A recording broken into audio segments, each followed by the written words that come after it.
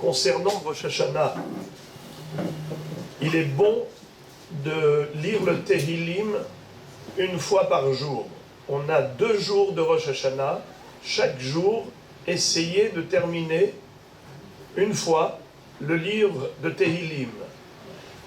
Quand on additionne 2 fois le livre de Tehillim, si on le fait une fois par jour, eh bien ça nous donne la Gimataria de Kaper. C'est-à-dire, il y a combien de psaumes dans un livre de Tehillim? 150. Si on lit 2 fois, ça fait combien? 300 psaumes. C'est 300, c'est la valeur numérique de Kaper, Kippour, la Kapara, c'est-à-dire l'expiation des fautes, on l'obtient par ces prières de Tehillim. Kaper, Kaf égale 20, P 80, ça fait 100, Resh 200, 200 et 100, 300.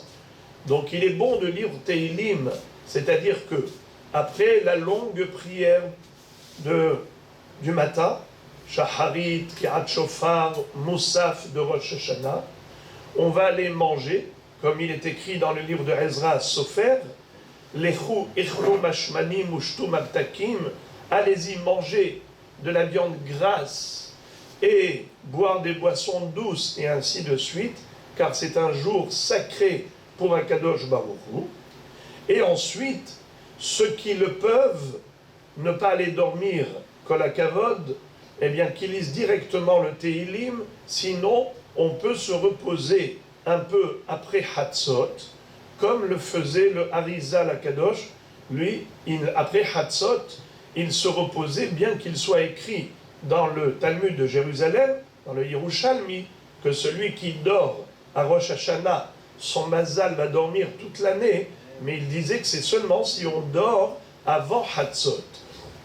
Mais après Hatzot, c'est déjà après le jugement, il n'y a pas de problème de se reposer à ce moment-là. Mais il est bon ensuite de trouver le temps pour lire des Tehillim. Il y a évidemment le Seder de Tashlir.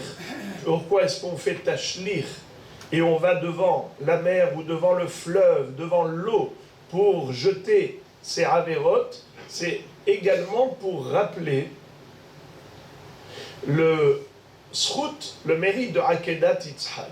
Car vous le savez qu'au moment où Abraham a pris Yitzhak avec lui pour le monter comme holocauste au sommet du mont Moria, le Satan est venu pour les empêcher. Il a été séduire Abraham, il a été séduire Yitzhak pour essayer de les dissuader de faire cet acte héroïque. Il n'a pas réussi.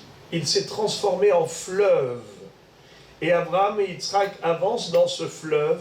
Quand l'eau a atteint les narines, alors Abraham Avinu a dit à Kadosh Baruch Hu, Oshia Elokim ki baou maim ad nafesh. Hachem, délivre-nous, car l'eau a atteint l'âme. On va se noyer. Kadosh Baruch Hu a grondé le Satan et ce fleuve a séché, a disparu. Et c'est comme ça qu'ils ont pu arriver à destination. Et d'après le Zohar HaKadosh, ça s'est passé quand? La Akedat Yitzhak, la ligature d'Isaac, c'était le jour de Rosh Hashanah.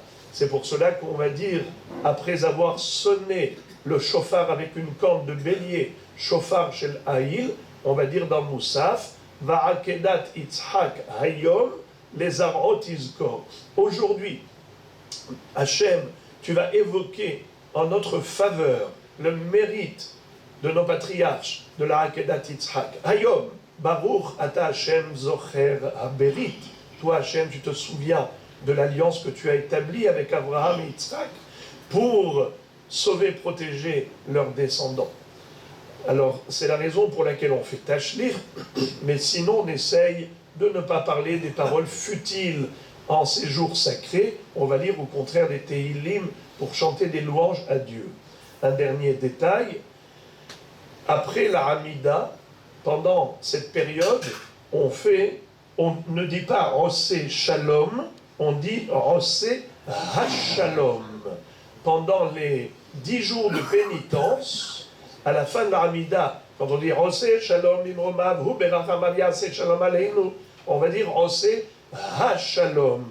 Également, dans le Kaddish Titkabal, le Shaliach Tzibour, puisque le Kaddish Titkabal, c'est comme la clôture de la Hamida, eh bien, il va dire également Ose HaShalom Bimroma Rahma Yaseh Shalom Aleinu. HaShalom, en valeur numérique, c'est le nom d'un malach qui écrit les mérites d'Israël. Et ce malach s'appelle Safriel. Eh bien, c'est pour cela que Ose HaShalom Bimroma avec Kadosh Baruch Hu, il établit la paix en notre faveur par le biais de ce malach qui écrit les mérites et les srouyot du Ham Israël. Et en cette période de jugement, tous les mérites du Ham Israël montent sur la balance pour qu'il y ait un destin et un futur uniquement positif, Be'ezrat Hashem.